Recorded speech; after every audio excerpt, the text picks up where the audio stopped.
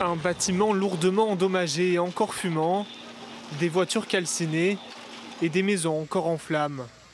Au nord-est de l'Ukraine, Kharkiv a été lourdement frappé par des drones russes dans la nuit de vendredi à samedi. Nous avons entendu le bruit d'un drone Shahed, puis une explosion. Les vitres ont éclaté.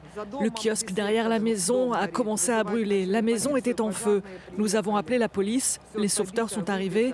Tout était cassé, brisé.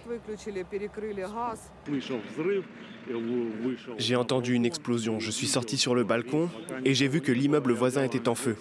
Alors j'ai pris un extincteur, je suis sorti pour aider et j'ai vu une voiture en feu. Les autorités dénombrent près de 50 blessés.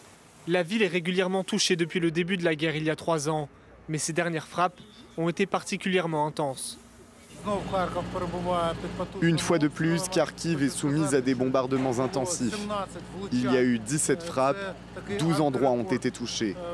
Nous sommes en train d'enquêter sur les circonstances, mais beaucoup de ces frappes ont touché des bâtiments résidentiels à Kharkiv, des maisons privées et des infrastructures essentielles. De l'autre côté de la frontière en Russie, les autorités locales affirment que la région de Krasnodar a été ciblée par l'Ukraine. Des dégâts sont visibles à Novorossiysk, sur une partie de cet immeuble. Il y aurait plusieurs blessés.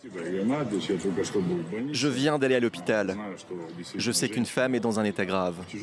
L'homme et les enfants ont subi des blessures de gravité moyenne. Ils reçoivent toute l'aide nécessaire. Des frappes qui se poursuivent malgré les récentes négociations pour tenter de mettre fin à la guerre. Vladimir Poutine a cependant annoncé un cessez-le-feu temporaire du 8 au 10 mai pour les commémorations de la fin de la Seconde Guerre mondiale.